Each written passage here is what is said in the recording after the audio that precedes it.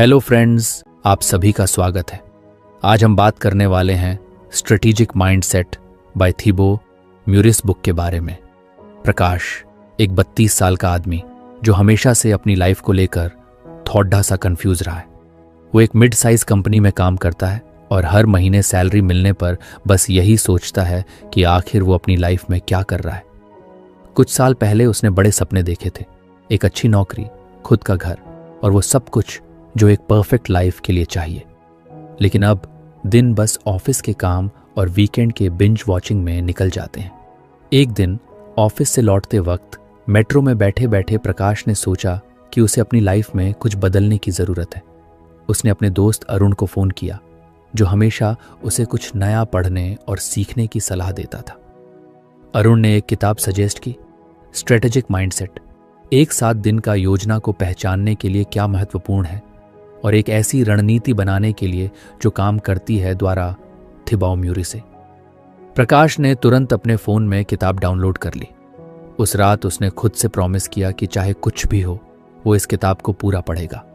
अगली सुबह उसने अपना अलार्म जल्दी सेट किया और दिन की शुरुआत किताब के पहले चैप्टर से की। पहला लेसन था the importance of long term goals. Prakash को यह कुछ भारी भरकम टॉपिक लगा, लेकिन जैसे जैसे उसने पढ़ना शुरू किया वैसे वैसे उसे समझ आने लगा कि शायद उसकी लाइफ का मिसिंग पीस यही है।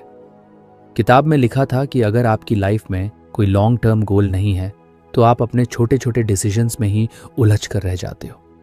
प्रकाश को अचानक वो सारे पल याद आए जब उसने अपने गोल्स को क्लियर नहीं किया था। कभी उसने अपनी सेविंग्स प्लान नहीं की तो कभी उसने अपनी करियर ग्रोथ पर ध्यान नहीं दिया। किताब पढ़ते हुए उसे रियलाइज हुआ कि उसका फोकस हमेशा इमीडिएट नीड्स पर रहा है, जैसे सैलरी मिलने पर शॉपिंग करना या वीकेंड पर फ्रेंड्स के साथ घूमना। लेकिन लॉन्ग टर्म गोल्स की प्लानिंग उसके दिमाग में कभी आई ही नहीं। किताब ने उसे एक एनालॉजी दी, think of your life as a ship, without a clear destination the winds and currents will take you wherever they want, but if you have a clear goal you can steer the ship accordingly. Prakash को लगा कि उसकी life भी एक ऐसी ही भटकी हुई ship की तरह है। उसने खुद से पूछा, मेरा अल्टीमेट गोल क्या है? लेकिन जवाब कुछ साफ नहीं था। किताब में लिखा था कि लॉन्ग टर्म गोल्स को सेट करना ज़रूरी है, क्योंकि ये आपके रोज़मर्रा के डिसीजंस को शेप करते हैं। अगर आपका गोल क्लियर होगा तो आप डिस्ट्रैक्शन से बच सकते हैं। प्रकाश ने तुरंत अपनी नोटबुक उठाई और अपने कुछ बड़े सपनों को लिखने की कोशिश की। पहले उसने एक जेनेरिक गोल लिखा, मैं इन सक्सेसफुल बनना चाहता हूँ। लेकिन जैसे ही उसने इसे पढ़ा उसे लगा कि यह बहुत वेग है। किताब में बताया गया था कि गोल्स को स्पेसिफिक और मेजरेबल होना चाहिए। इस पर काम करते हुए उसने लिखा, 5 साल में मुझे अपने फील्ड में एक सीनियर पोजीशन पर पहुंचना है। ये गोल उसे कुछ सॉलिड और अचीवेबल लगा। फिर उसने अपनी पर्सनल लाइफ के लिए गोल्स लिखे, जैसे अपनी हेल्थ पर ध्यान देना और एक घर खरीदना। किताब ने उसे एक और चीज़ सिखाई, अपने गोल्स पर रेगुलरली रिफ्लेक्ट करना। म्यूरिस ने लिखा था कि गोल्स को सिर्फ लिखकर छोड़ देना काफ़ी नहीं है, उन्हें टाइम टू टाइम रिव्यू करना ज़रूरी है ताकि आप ये देख सको कि आप सही ट्रैक पर हो या नहीं। प्रकाश को ये बात बहुत प्रैक्टिकल लगी। उसने अपने फ़ोन में वीकली रिमाइंडर सेट किया, रिव्यू योर गोल्स। उसे याद आया कि किताब में एक कोट लिखा था, आपके लक्ष्य आपको थोड़ा डरा दें और बहुत ज़्यादा उत्साहित करें। प्रकाश को ये लाइन बहुत इंस्पायरिंग लगी। उसने सोचा, अगर मेरे गोल्स मुझे चैलेंज नहीं कर रहे तो शायद वो गोल्स वर्थ अचीविंग ही नहीं है। उस दिन ऑफिस जाते वक्त प्रकाश ने मेट्रो में बैठकर अपने गोल्स के बारे में और सोचने का वक्त लिया। उसने डिसाइड किया कि वो हर दिन कम से कम 30 मिनट अपने गोल्स की तरफ काम करेगा, चाहे वो कुछ नया सीखना हो, कोई स्किल डेवलप करना हो या बस अपनी हेल्थ इंप्रूव करना हो। उसने एक ऐप डाउनलोड की जहां वो अपने डेली प्रोग्रेस को ट्रैक कर सके। ऑफिस में उस दिन उसे कुछ अजीब लगा। ऐसा लग रहा था जैसे अब उसे अपनी लाइफ को एक न्यू लेंस से देखना आ गया है। वो अपने काम पर पहले से ज़्यादा ध्यान देने लगा, क्योंकि उसे पता था कि यही उसकी लॉन्ग टर्म स्ट्रैटेजी का हिस्सा है। उसने अपने कॉलीग्स को भी नोटिस किया। कुछ लोग सिर्फ अपनी सैलरी के लिए काम कर रहे थे, जबकि कुछ लोग अपने करियर ग्रोथ को लेकर पैशनेट थे। प्रकाश को समझ में आ गया कि उसे कौन सा रास्ता चुनना है। शाम को घर लौटकर उसने फिर से किताब पढ़ना शुरू किया। उसने उस दिन सिर्फ पहला लेसन ही खत्म किया था, लेकिन उस लेसन ने उसकी सोच बदल दी थी। उसने महसूस किया कि अगर वो अपनी लाइफ में बड़ा बदलाव लाना चाहता है तो उसे स्मॉल बट कंसिस्टेंट स्टेप्स लेने होंगे। रात को सोने से पहले उसने अपने गोल्स को दोबारा पढ़ा और खुद से वादा किया कि चाहे कितना भी मुश्किल क्यों ना हो, वो अपनी लाइफ को बेहतर बनाने के लिए हर संभव कोशिश करेगा। दिन सुबह प्रकाश ने फिर से अपनी अलार्म की आवाज पर उठते ही किताब खोल ली। उसने सोचा, कल की तरह आज भी कुछ नया सीखने को मिलेगा। पहले चैप्टर ने उसकी सोच को पूरी तरह बदल दिया था।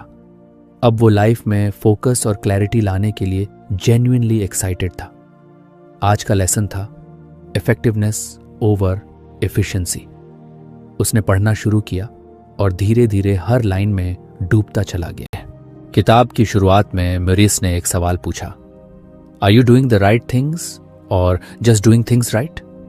इस सवाल ने प्रकाश को सोचने पर मजबूर कर दिया। उसने खुद से पूछा, क्या मैं अपने दिन भर के कामों को सही तरीके से करने में लगा हूं, या वो काम सही भी हैं जो मैं कर रहा हूं? प्रकाश ने ध्यान से पढ़ा कि म्यूरिस क्या समझाना चाहते थे। किताब में लिखा था कि एफिशिएंसी का मतलब है कोई काम सही तरीके से, कम समय में और ज्यादा प्रोडक्टिविटी के साथ करना, लेकिन इफेक्टिवनेस का मतलब है ऐसे काम करना जो आपकी प्रायोरिटीज और गोल्स से अलाइंड हो। एक तरह से इफेक्टिवनेस का मतलब है सही चीजों को चुनना। प्रकाश को यह बात बेहद प्रैक्टिकल लगी। उसने खुद के पिछले कुछ दिनों के कामों को याद किया। सुबह उठकर जिम जाना तो वो हमेशा टालता रहा था, लेकिन ऑफिस में वो ईमेल्स जल्दी से जल्दी रिप्लाई करने के लिए हमेशा एफिशिएंट था। उसने सोचा, मैं अपनी एनर्जी ऐसी चीजों पर खर्च कर रहा हूं जो शायद मेरी प्रायोरिटीज में नहीं आती। ईमेल्स रिप्लाई करना जरूरी है, लेकिन क्या ये मेरे लॉन्ग टर्म गोल्स को अचीव करने में मदद कर रहा है? किताब में एक इंटरेस्टिंग एग्जाम्पल दिया गया था। अगर कोई बहुत एफिशिएंटली एक सीढ़ी चढ़ता है, लेकिन वो सीढ़ी गलत दीवार के सहारे लगी हो, तो उसका मेहनत करना बेकार है। प्रकाश को यह एग्जाम्पल अपने ऊपर पूरी तरह फिट लगा। उसने महसूस किया कि उसकी एफिशिएंसी सिर्फ रोजमर्रा के छोटे मोटे टास्क्स को पूरा करने में जा रही थी, जबकि उसे अपने बड़े गोल्स पर काम करना चाहिए था। उस दिन उसने खुद के लिए एक एक्टिविटी प्लान की। उसने अपने पूरे दिन के टास्क्स की एक लिस्ट बनाई। फिर उसने उन सभी टास्क्स को कैटेगरीज में डाला, इंपॉर्टेंट, अर्जेंट और नाइदर। उसने देखा कि उसके दिन के ज्यादातर काम अर्जेंट की कैटेगरी में आते थे, लेकिन इंपॉर्टेंट यानी जो उसकी लाइफ में असल मायने रखते हैं, वो बहुत कम थे। किताब में एक सुझाव था, learn to say no to things that don't align with your goals. Prakash को याद आया कि ऑफिस में अक्सर वो अपने कॉलीग्स की मदद के लिए अपने काम छोड़ देता था या ऐसे मीटिंग्स में बैठता था जिनका उससे कोई लेना देना नहीं होता था। उसने ठान लिया कि अब वो अपनी प्रायोरिटीज पर फोकस करेगा। उस दिन ऑफिस में उसने इस लेसन को प्रैक्टिकली अप्लाई करने की कोशिश की। जैसे ही एक कॉलीग ने उससे मदद मांगी, उसने पोलाइटली मना कर दिया। ये उसके लिए नया था, क्योंकि वो हमेशा दूसरों की एक्सपेक्टेशंस पूरी करने में जुटा रहता था। लेकिन आज उसने अपने काम पर फोकस किया। शाम को घर आकर उसने अपनी नोटबुक निकाली।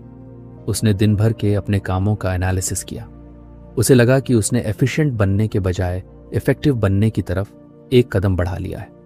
उसने सोचा कि यह सिर्फ शुरुआत है। उसे अपनी प्रायोरिटीज और गोल्स के हिसाब से काम करने की आदत डालनी होगी। किताब में एक और बात लिखी थी जो प्रकाश को बहुत अच्छी लगी। Busyness is not a badge of honour, it is often a sign of poor priorities. उसने महसूस किया कि वो अक्सर अपने दोस्तों से कहता था, मैं बहुत बिजी हूं, लेकिन अब उसे समझ आया कि बिजी होना अच्छी बात नहीं है अगर आप सही चीजों पर काम नहीं कर रहे। उस रात उसने अपनी प्रोडक्टिविटी बढ़ाने के लिए एक नया सिस्टम प्लान किया। उसने डिसाइड किया कि हर सुबह वो दिन के सबसे इंपॉर्टेंट 3 काम लिखेगा। वो उन 3 कामों को पहले पूरा करेगा, भले ही बाकी काम बाद में हो। उसने इसे अपनी टॉप 3 प्रायोरिटीज नाम दिया। अगली सुबह प्रकाश ने इस प्लान को फॉलो किया। उसने लिखा, 1 घंटे के लिए सेल्फ लर्निंग के लिए किताब पढ़ना। 2 अपने प्रेजेंटेशन की स्ट्रैटेजी पर काम करना। 3 अपनी फिटनेस के लिए 30 मिनट की वॉक। शुरुआत में उसे यह कुछ चैलेंजिंग लगा। पुराने हैबिट्स बार बार आड़े आ रहे थे, जैसे ईमेल्स चेक करना या सोशल मीडिया पर टाइम वेस्ट करना, लेकिन उसने खुद को डिसिप्लिन रखा। दिन के अंत में जब उसने अपनी प्रायोरिटीज पूरी कर ली तो उसे अंदर से सेटिस्फैक्शन महसूस हुआ। उसने महसूस किया कि वो सिर्फ काम कर रहा था, बल्कि सही काम कर रहा था।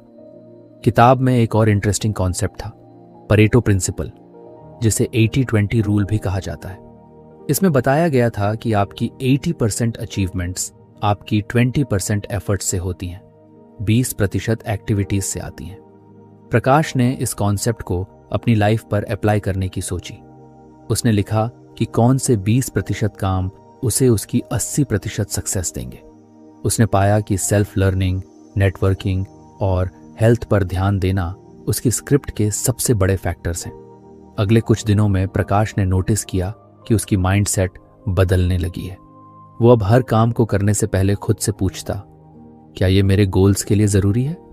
अगर जवाब नहीं होता तो वो उस काम को या तो छोड़ देता या बात के लिए टाल देता। उसने सोशल मीडिया यूजेज भी कम कर दिया और उस वक्त को सेल्फ इंप्रूवमेंट में लगाने की कोशिश की। एक दिन उसका दोस्त अरुण उससे मिलने आया। अरुण ने प्रकाश में आए बदलाव को नोटिस किया। उसने पूछा, तू इतना ऑर्गेनाइज्ड और फोकस्ड कैसे हो गया? प्रकाश ने मुस्कुराते हुए उसे किताब का नाम बताया और कहा, यार, बस ये सीख लिया है कि बिजी होने से ज्यादा जरूरी है सही काम करना। अरुण ने हंसते हुए कहा, लगता है अब तू सच में लाइफ में कुछ बड़ा करने वाला है। प्रकाश ने सिर हिलाया और कहा, बिल्कुल, लेकिन ये जर्नी तो अभी शुरू हुई है। मुझे और भी बहुत कुछ सीखना है। रात को प्रकाश ने अपनी जर्नल में लिखा, effectiveness is not about doing more, it's about doing what matters. Today I feel like I am finally on the right track. अगली सुबह प्रकाश अलार्म की आवाज पर उठा तो कुछ एनर्जाइज्ड महसूस कर रहा था। वो समझ चुका था कि किताब की हर सीख उसे अपनी लाइफ में नई क्लैरिटी दे रही है। उसने खुद से कहा, चलो देखते हैं आज क्या सीखने को मिलता है। उसने जल्दी जल्दी अपनी चाय बनाई और किताब खोल ली। आज का लेसन था इंक्रीमेंटल ग्रोथ। जैसे ही प्रकाश ने पढ़ना शुरू किया, उसने एक लाइन पर ध्यान दिया, छोटे सुसंगत कदम बहुत ही पल में बहुत कुछ नहीं दिखते हैं, लेकिन समय के साथ वे असाधारण परिणाम पैदा करते हैं। ये सुनते ही प्रकाश को अपनी पुरानी आदतें याद आने लगीं। वो हमेशा बड़े बड़े गोल्स सेट करता था, जैसे 1 महीने में 10 किलो वजन कम करना या 3 महीने में नई भाषा सीखना। लेकिन कुछ दिन मोटिवेशन के साथ काम करने के बाद वो हार मान लेता। किताब में म्यूरिस ने बताया था कि ऐसा इसलिए होता है क्योंकि लोग बड़ी बड़ी उम्मीदें पाल लेते हैं और जल्दी रिजल्ट्स चाहते हैं, लेकिन असली बदलाव छोटे लगातार किए गए प्रयासों से आता है। इसे पढ़ते हुए प्रकाश को याद आया कि कैसे स्कूल में हर दिन कुछ कुछ पढ़ने वाले स्टूडेंट्स साल के अंत में टॉप करते थे, जबकि वो लास्ट मिनट पढ़ाई करने वाला हमेशा एवरेज रहता था। प्रकाश को लगा कि ये लेसन उसकी लाइफ के हर पहलू पर लागू होता है। उसने खुद से पूछा, क्या मैं बड़े गोल्स की वजह से खुद को ओवरवेल्म कर रहा हूं? क्या मैं छोटे स्टेप्स को अंडर एस्टिमेट कर रहा हूं? जवाब एकदम साफ था, हाँ। किताब में एक और पावरफुल कॉन्सेप्ट दिया गया था, द पावर ऑफ 1% सुधार। मूरिस ने कहा था कि अगर आप हर दिन अपनी किसी स्किल या हैबिट में सिर्फ 1% सुधार करते हो तो 1 साल में आप उस चीज में 37 गुना बेहतर हो सकते हो। यह सुनकर प्रकाश को लगा कि वो हमेशा लॉन्ग जंप्स की सोचता रहा है, जबकि असली सक्सेस छोटे छोटे कदम उठाने में है। उसने सोचा कि इसे कैसे अपनी लाइफ में अप्लाई करे। उसने अपनी नोटबुक निकाली और उन एरियाज को लिखा जहां वो सुधार करना चाहता था। उसने पाया कि सबसे ज्यादा इंप्रूवमेंट की जरूरत उसकी फिटनेस, करियर स्किल्स और टाइम मैनेजमेंट में थी। लेकिन इस बार उसने तय किया कि वो अनरियलिस्टिक गोल्स नहीं बनाएगा, वो छोटे छोटे एक्शनेबल स्टेप्स पर फोकस करेगा। फिटनेस के लिए उसने प्लान किया कि हर दिन सिर्फ 15 मिनट वॉक करेगा। पहले वो जिम ज्वाइन करने और 2 घंटे वर्कआउट करने की सोचता था, लेकिन अब उसे समझ आया कि सस्टेनेबल हैबिट्स ही ज्यादा इंपॉर्टेंट है। उसने खुद से कहा, अगर मैं रोज 15 मिनट वॉक कर सकता हूं तो धीरे धीरे इसे बढ़ाकर 30 मिनट कर पाऊंगा। करियर स्किल्स के लिए उसने रोज 20 मिनट सेल्फ लर्निंग का प्लान बनाया। उसने पहले ही किताब पढ़ने की आदत शुरू कर दी थी, तो उसने सोचा कि इसे और कंसिस्टेंट बनाएगा। उसने लिंक्डइन पर कुछ फ्री कोर्सेज के बारे में भी सर्च किया जो उसके करियर के लिए रेलिवेंट थे। टाइम मैनेजमेंट के लिए उसने पोमोडोरो तकनीक आजमाने का सोचा। इस तकनीक में 25 मिनट फोकस के साथ काम करना होता है और फिर 5 मिनट का ब्रेक लिया जाता है। प्रकाश ने महसूस किया कि उसकी प्रोडक्टिविटी अक्सर डिस्ट्रैक्शंस की वजह से कम हो जाती है। ये तकनीक उसे फोकस्ड रहने में मदद कर सकती थी। उस दिन ऑफिस में प्रकाश ने पहली बार इंक्रीमेंटल ग्रोथ का प्रैक्टिकल टेस्ट किया। उसने सोचा कि वो अपनी सबसे बोरिंग टास्क, एक पुरानी रिपोर्ट को ऑर्गेनाइज करना, 25 मिनट के सेशन में करेगा। उसने टाइमर सेट किया और सिर्फ उस काम पर फोकस किया। जैसे ही टाइमर खत्म हुआ, वो हैरान था कि वो काम जिसे वो कई दिनों से टाल रहा था अब आधे से ज्यादा खत्म हो चुका था। शाम को घर आकर उसने अपनी वॉक का रूटीन शुरू किया। उसने हेडफोन्स लगाए और अपने फेवरेट गानों के साथ 15 मिनट की वॉक की। उसे पता था कि ये कोई बड़ी अचीवमेंट नहीं है, लेकिन उसे सेटिस्फैक्शन हुआ कि उसने शुरुआत कर दी है। उसने खुद से कहा, आज 15 मिनट, कल 20 और फिर धीरे धीरे 1 घंटा। किताब में एक और चीज लिखी थी जिसने प्रकाश को गहराई से सोचने पर मजबूर कर दिया। म्यूरिस ने लिखा था, don't wait for motivation, focus on consistency. Prakash को महसूस हुआ कि वो अक्सर चीजों को शुरू करने के लिए इंस्पिरेशन का इंतजार करता था, लेकिन अब उसने समझा कि मोटिवेशन आ जा सकती है, कंसिस्टेंसी ही असली की है। अगले कुछ दिनों में प्रकाश ने अपनी इंक्रीमेंटल ग्रोथ की फिलॉसफी को अपनी हैबिट्स में उतार लिया।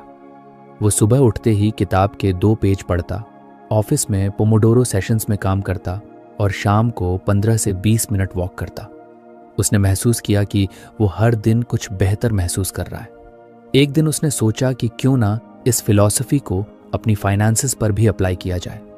उसने अपने मंथली एक्सपेंसेस का एनालिसिस किया और एक सिंपल रूल बनाया, वो हर महीने अपनी सैलरी का 10% बचाएगा। पहले वो सोचता था कि बड़ी सेविंग्स तभी हो सकती है जब उसकी सैलरी बढ़ेगी, लेकिन अब उसे समझ आया कि छोटी सेविंग्स भी लंबे समय में बड़ा फर्क ला सकती है। उसने एक सेपरेट सेविंग्स अकाउंट खोल लिया और ऑटोमेट कर दिया कि हर महीने 10% सैलरी उसमें ट्रांसफर हो जाए। प्रकाश को धीरे धीरे इस इंक्रीमेंटल ग्रोथ की ताकत महसूस होने लगी। उसने नोटिस किया कि उसका स्ट्रेस लेवल कम हो रहा है, क्योंकि अब वो अनरियलिस्टिक एक्सपेक्टेशंस नहीं रखता था। उसने समझ लिया था कि सक्सेस एक मैराथन है, स्प्रिंट नहीं। एक वीकेंड पर जब प्रकाश अपने दोस्त अरुण से मिला तो उसने अपनी प्रोग्रेस के बारे में बताया। अरुण ने उसकी बात सुनकर कहा, तू बहुत सही जा रहा है, लेकिन क्या कभी यह महसूस हुआ कि छोटे छोटे स्टेप्स कभी कभी बोरिंग लग सकते हैं? प्रकाश ने जवाब दिया, हाँ बिल्कुल, लेकिन अब मुझे ये समझ आ गया है कि डिसिप्लिन हमेशा एक्साइटिंग नहीं होता। धीरे धीरे रिजल्ट्स नजर आने लगते हैं और वही मोटिवेशन देता है। अरुण ने मुस्कुराते हुए कहा, तो अब तू बड़ी लीप्स लेने का सपना छोड़ चुका है? प्रकाश ने कहा, नहीं, बड़े सपने अब भी हैं, लेकिन उन्हें हासिल करने का तरीका बदल गया है। अब मैं छोटे स्टेप्स को भी उतना ही इंपॉर्टेंट मानता हूं जितना डेस्टिनेशन को। रात को प्रकाश ने अपनी जर्नल में लिखा, small steps are not insignificant, they are the foundation of great achievements. Today I walked 15 minutes, read 5 pages and completed 1 productive Pomodoro session। ये सब छोटे लग सकते हैं, लेकिन मैं जानता हूं कि ये मेरे फ्यूचर को बेहतर बना रहे हैं। प्रकाश ने अब तक अपनी लाइफ में कई छोटे छोटे बदलाव करने शुरू कर दिए थे। उसने महसूस किया कि इंक्रीमेंटल ग्रोथ का कॉन्सेप्ट उसकी जिंदगी को बेहतर बना रहा है। लेकिन जब उसने किताब का अगला लेसन पढ़ा, मैनेजिंग एनर्जी साइकिल्स, तो उसे लगा कि यह शायद अब तक की सबसे प्रैक्टिकल और इम्पैक्टफुल सीख हो सकती है। सुबह की चाय पीते हुए प्रकाश ने किताब पढ़नी शुरू की। इस लेसन की पहली ही लाइन थी, it's not about managing time, it's about managing energy. Prakash को यह बात कुछ कंफ्यूजिंग लगी।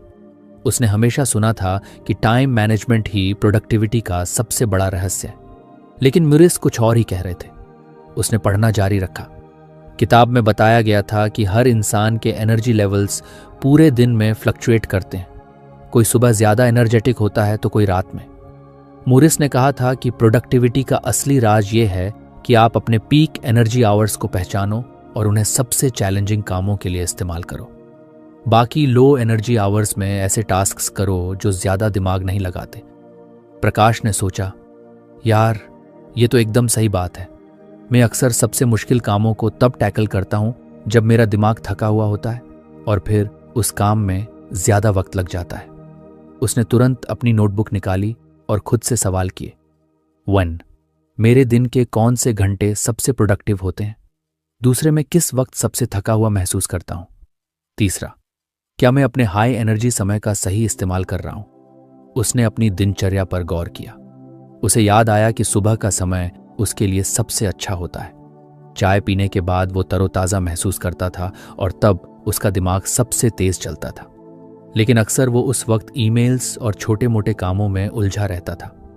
दूसरी तरफ दोपहर के बाद उसका एनर्जी लेवल गिरने लगता था, लेकिन तब वो अपने सबसे चैलेंजिंग टास्क्स पर काम करने की कोशिश करता।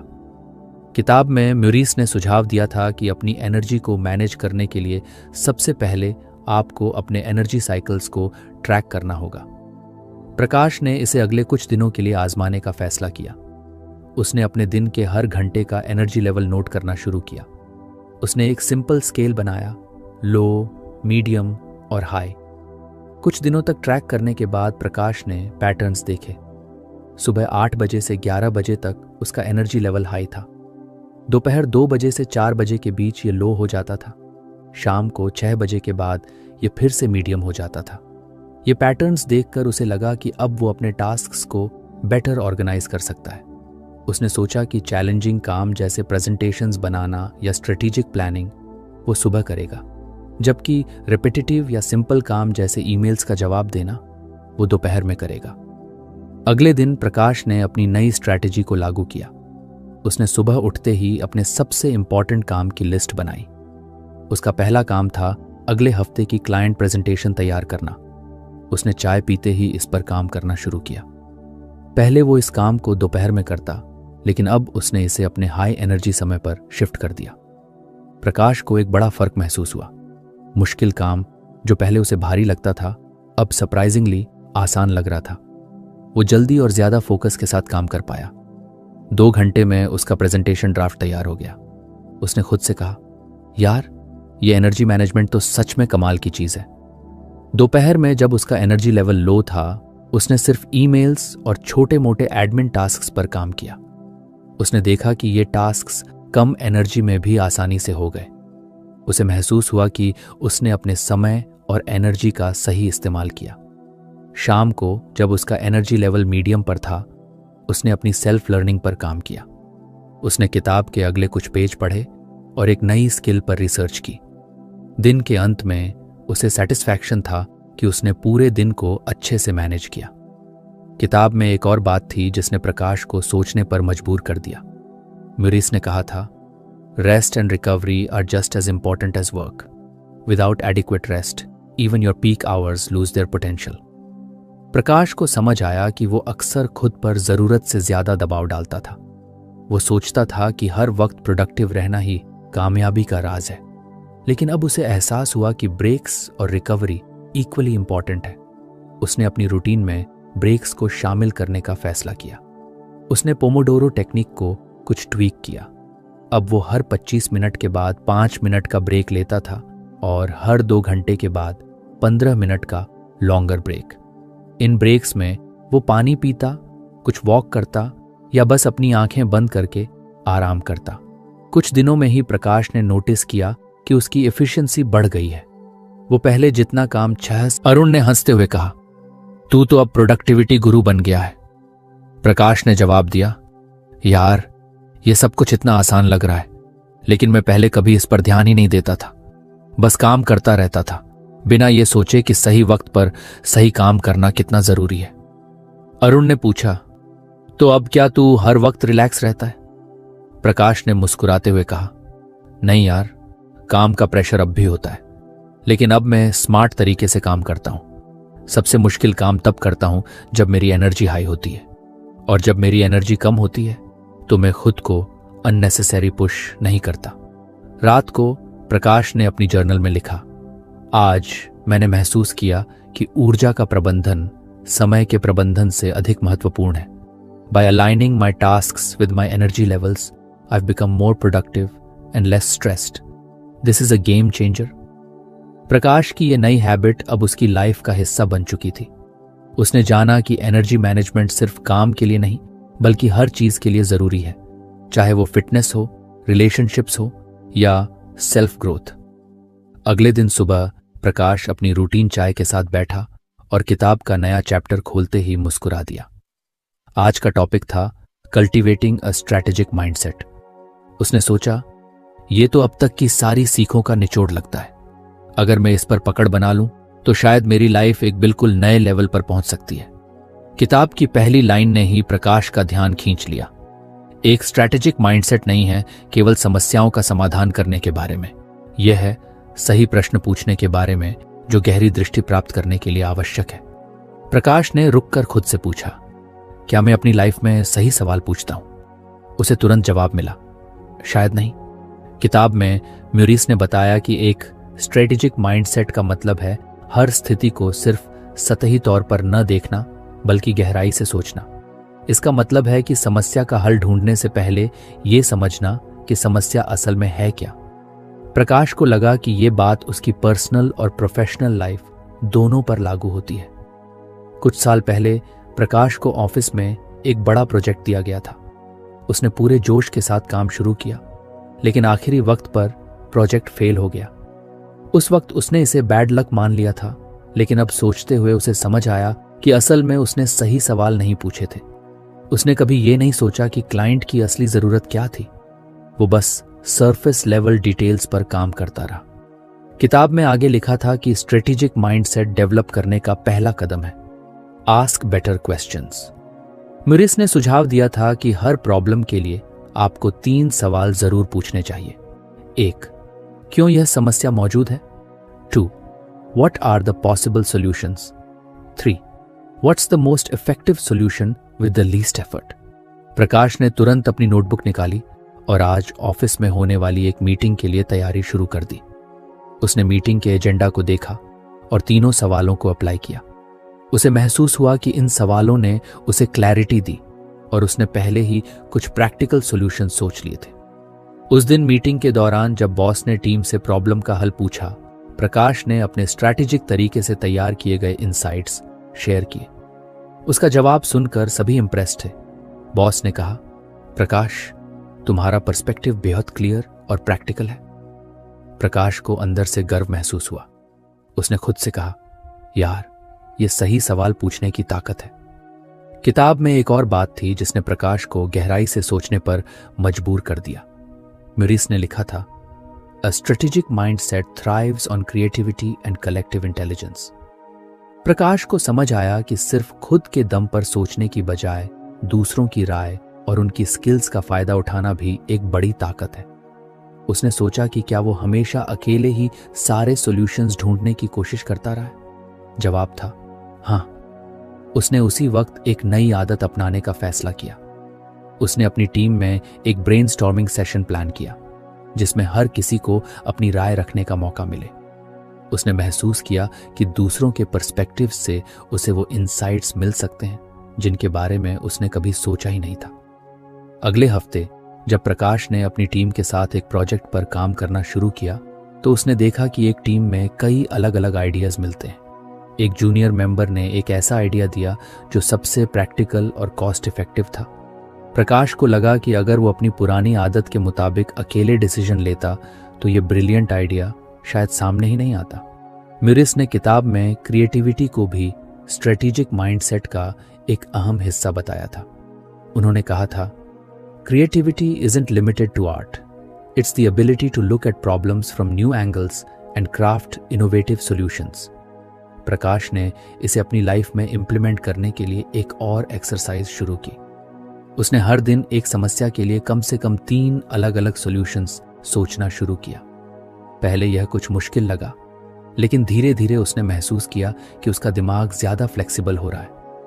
एक दिन जब प्रकाश ऑफिस में एक टाइट डेडलाइन के साथ फंसा हुआ था, उसने अपनी क्रिएटिविटी को टेस्ट करने का फैसला किया।